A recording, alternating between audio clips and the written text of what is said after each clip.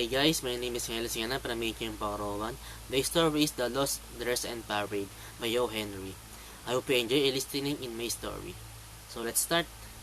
Towers Chandler honorarium was $18 per week.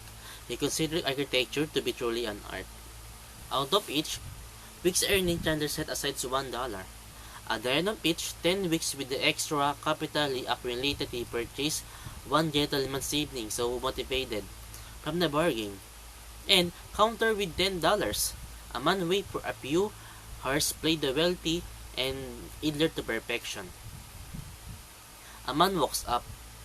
She said, Broadway, a man journeyed through New York City in the describe an evening in the limelight in the city of Russell Dazzle. He describes the experience as a source of renaissance bliss for him and his fellow New Yorkers, and said, a man walks up Broadway in the evening and watches the vespertine dress parade. For this evening, he was an show exhibit as well as a gazer. And she said, which earning girls, he weighed for malities in matters of this kind.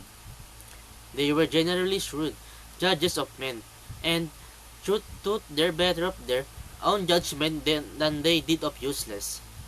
And she said, convention, I'm sure you look more charming in. And them they anyone we shall see in the most. So, elaborate dinner.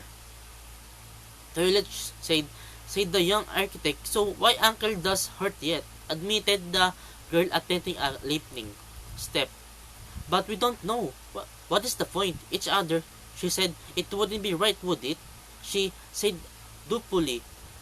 I said, when the two were established at well appointed at the table, Chandler began.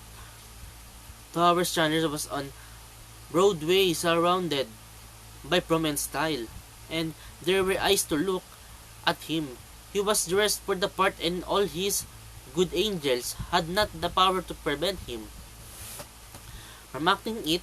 So he began to parade to Miss Marian of clubs of teas, of golf and riding in kennels and cotillions and tours abroad. Think of dressing every day for dinner, of making half a dozen calls in an inspiration. She said afternoon, he explained, having you any work to do in the world that might interest you more? How about doubts? She said. Dinner was concluded. The waiters generously fed, and the two walked out to the corner where they had met. She said, Miss Marian walked very well now. Her limp was scarcely noticeable. Thank you for a nice day with me, she talked me. She said, frankly, I must run home now. I like the dinner very much. Miss Chandler shook hands with her, smiling cordially, and said something about a game. What is it? A bridge at this club.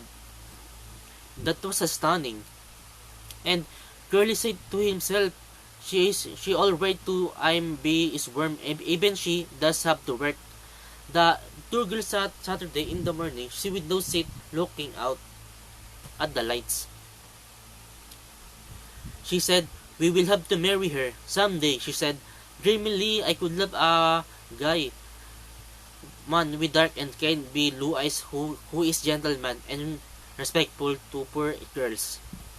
So very inspiration for me. She's so very kind and happiness every day. But I could love him only if he had the ambition and object, some work to do in the world.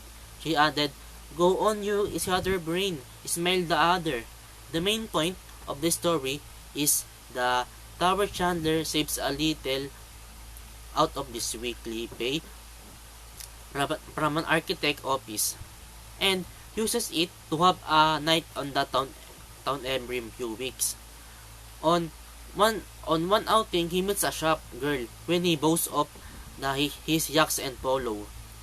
And pony, she disdains his lack of worthy purpose in life. So that's the end of the story, guys. Thank you for listening with me, and I hope you enjoy and gives me credits in my story. Thank you.